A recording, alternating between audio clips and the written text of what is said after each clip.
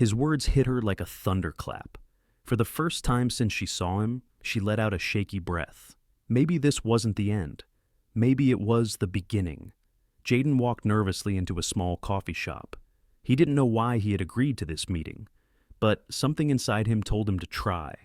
At a table near the window sat Rebecca. No robe, no courtroom, just his mother. She looked up and smiled. Jaden hesitated, but then, for the first time, he sat down across from her. And, just like that, a story that had started in pain turned into something new. A story of second chances. A story of a mother and son. Not every story gets a perfect ending. But sometimes, just sometimes, the truth is the first step towards something better. What do you think? Should Jaden give his mother a second chance? Tell us in the comments below. And if you believe in the power of redemption, don't forget to like and subscribe for more powerful stories like this one. Jaden shifted uncomfortably in his seat. The small cafe was warm, filled with the scent of fresh coffee and pastries. But all he could focus on was the woman sitting across from him, Judge Rebecca Hart. No, not Judge Hart, just Rebecca, or just maybe, Mom. Neither of them spoke for a while. Jaden traced the rim of his cup with his fingers, feeling the weight of the moment pressing down on him. Finally, Rebecca cleared her throat. "I don't know where to start," she admitted. Jaden glanced up at her, his expression guarded. "You could start with the truth," he said. Rebecca nodded, taking a deep breath. "I was young. I was scared. I didn't think I could give you the life you deserved," she said softly. "And I thought, maybe if I stayed away, you wouldn't have to know the pain of being rejected by me." Jaden clenched his jaw. "But I did know," he said. "I lived it every day." Rebecca's eyes filled with tears. "I know," she whispered, "and I will regret that for the rest of my life." Jaden exhaled sharply, gripping the edge of the table. "I don't know how to feel about you," he admitted. "Some days, I hate you for what you did. Other days, I wonder what my life could have been like if you had stayed." Rebecca swallowed hard. "I don't expect you to forgive me, Jaden," she said. I just want to be here now, if you'll let me." Silence. The weight of her words hung between them. Jaden stared at the steam rising from his cup, his thoughts racing. Could he do this? Could he trust her? He didn't know. But for the first time in his life, he wanted to try. Over the next few weeks, Rebecca kept her promise.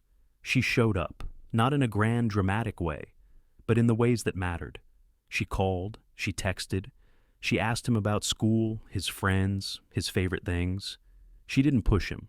She didn't expect him to act like everything was okay. She just stayed. And slowly Jaden started to lower his walls. One afternoon, he invited her to one of his basketball games. She sat in the bleachers, nervously clutching her coffee cup. When Jaden scored a basket, she clapped louder than anyone else. For a split second, he turned to look at her. And for the first time, he smiled. It was small, barely there, but it was real. Rebecca wiped a tear from her eye, knowing that this moment was worth more than all the apologies in the world. One evening, they sat on a park bench watching the sunset. Jaden hesitated before asking, "Do you ever think about what life would have been like if you had kept me?" Rebecca's throat tightened. "Every single day," she admitted. Jaden stared ahead. "I'm still mad," he said. "That's okay," Rebecca replied. "You're allowed to be."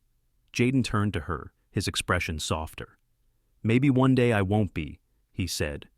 Rebecca smiled through her tears. "Maybe," she said, "and until then, I'll be here." Months later, the courtroom where they had first met looked completely different. This time, there was no trial, no accusations, just two people choosing to move forward. The judge smiled warmly. "Today, we celebrate a new chapter," she said. "Rebecca Hart has formally petitioned to take legal guardianship of Jaden Williams, and both parties have agreed to move forward." The room erupted into applause. Jaden turned to Rebecca, his heart pounding. She rested a hand lightly on his shoulder. "This is just the beginning," she said. Jaden hesitated, and then, for the first time, he leaned into the touch. "I think we're going to be okay," he whispered. Rebecca nodded, tears glistening in her eyes. "So do I." The courtroom was packed that morning. The air was thick with tension as reporters scribbled furiously, awaiting what seemed to be an ordinary case. At the defendant's table sat Jaden, a 12-year-old boy. His small frame made the oversized wooden chair seem even larger. His faded hoodie hung loosely over his thin frame, and his sneakers were scuffed, evidence of the tough life he had led. Across the room, Judge Rebecca Hart, a woman in her late 40s, sat with an air of unwavering authority. Known for her strict rulings and zero tolerance for juvenile crime, she flipped through Jaden's case file, her expression unreadable. "All rise for the Honorable Judge Hart," the bailiff's voice echoed. The room stood as she took her place on the bench. "You may be seated," she commanded. Jaden swallowed hard. He could barely feel his fingers as he gripped the wooden edge of the table. He was scared, but more than that, he knew what he had to say. Judge Hart peered at the paperwork in front of her. "You are accused of trespassing in a gated community. How do you plead?" The room held its breath. Jaden's public defender, a tired-looking man who had clearly handled one too many cases, leaned over and whispered something in the boy's ear. Jaden hesitated. His lips trembled. Finally, in a voice barely above a whisper, he said, "Not guilty." Judge Hart nodded, scribbling something in her notes. "Proceed with opening statements."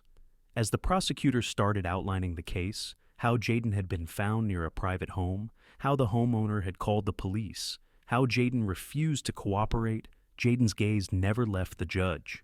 He studied her face as if he were searching for something. Then, his breathing quickened, his fingers clenched into fists. The words burned in his throat, but he knew he couldn't hold them back any longer. "I know you." The prosecutor stopped mid-sentence. The room froze. Judge Hart blinked. "Excuse me?" Jaden's chest rose and fell, his breath unsteady. He could feel every pair of eyes on him, but he didn't care. "I know you," he repeated, his voice louder now. Rebecca Hart furrowed her brows, shifting uncomfortably in her chair. "Young man, this is a court of law, not a game.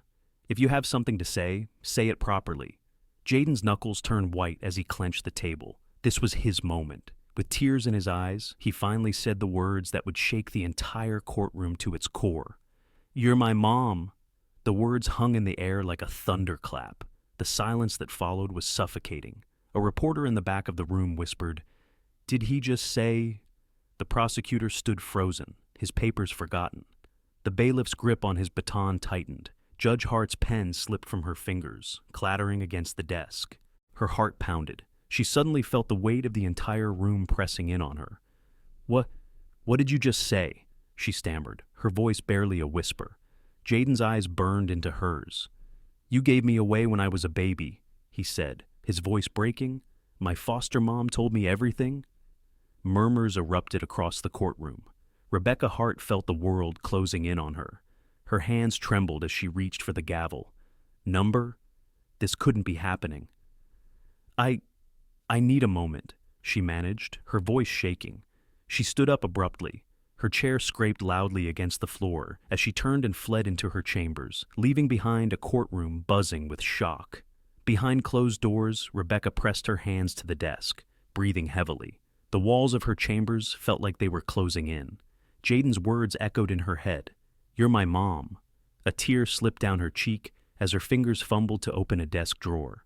Inside, tucked beneath years of paperwork, was a small, faded photograph. A baby boy wrapped in a yellow blanket. Her baby. The memory she had buried so deep came rushing back. She was just 18. A scared girl from a small town. Her parents had told her it was the only way forward. "You'll ruin your future. He'll have a better life without you. You have to let him go." She had signed the papers through blurry vision, handing her baby over to a faceless system that promised him a better life. Now. He was standing in her courtroom, and she had just run away. Tears welled up in his eyes, but he refused to wipe them away. "She didn't even say anything," he whispered to himself. The weight of her silence was heavier than any rejection he had ever known. But just as Jaden felt his last bit of hope slipping away, the courtroom doors opened again. Judge Rebecca Hart stepped back inside. Her face was pale, her hands trembled. But this time, she didn't run. She walked straight toward Jaden, and in front of everyone, she looked him in the eyes. "Jaden," she said, her voice soft yet firm, "I owe you the truth. She ran once, but now she's back. What will she say? And will Jaden even listen? The moment of truth has arrived. If you haven't seen part 1, go back and watch it first, because things are about to get intense. Like this video, if you believe the truth always comes out, and let's continue this incredible story." Judge Rebecca Hart stood before Jaden. Her cold, professional mask was gone. The courtroom, once filled with whispers and judgment, now held its breath. Everyone was waiting. The boy she had given away deserved an answer. And this time, she wouldn't run. Rebecca took a deep breath. "Jaden," she said, her voice almost breaking, "I need you to understand something." Jaden didn't blink. His small hands gripped the table, his knuckles white. She could see the pain in his eyes, the years of abandonment cutting through the air like a knife. "I was young," she continued. "I was just 18. I was scared. Jaden shook his head. "Scared?" he repeated, his voice sharp. "You were scared? I was the one left alone. I was the one waiting for a mom who never came back." His voice cracked, but he refused to cry. Rebecca's breath hitched. I thought I was giving you a better life," she whispered. Jaden let out a hollow laugh. "A better life?" he said. "Foster homes? Being passed around like no one wanted me? That's what you thought was better?" Rebecca clenched her hands together. "I didn't know," she admitted. "I didn't check. I was too ashamed." Jaden's jaw tightened. "That's the difference between us," he said. "I spent my whole life looking for you, and you just walked away." Silence. The courtroom, the reporters, the lawyers, they all faded away. It was just Rebecca and Jaden, and the weight of everything left unsaid. Tears welled in her eyes. "I'm so sorry," she said. Jaden scoffed. "Sorry? That's it? I don't expect you to forgive me," she said, "but I do want a chance to be here now." Jaden blinked. His entire life, he had imagined this moment, meeting his birth mother, demanding answers. But standing here now, looking at the woman who had given him life, he didn't know what to feel. Anger, sadness, hope, all crashing together. The tension was unbearable. Whispers broke out in the crowd. The prosecutor, stunned into silence. The bailiff, gripping his baton, unsure if he should intervene. Even the reporters had stopped taking notes. Judge Rebecca Hart, one of the toughest judges in the city, stood in front of a 12-year-old boy, pleading for a second chance. And for the first time in her career, she was completely powerless. Jaden looked down at his hands, the same hands that had clung to hope for years, hope that someone would come back for him. His lip trembled, but then he let out a slow breath and finally spoke. "I don't know if I can forgive you." Rebecca nodded. "I understand, but..." Jaden's voice softened. "I don't want to hate you either.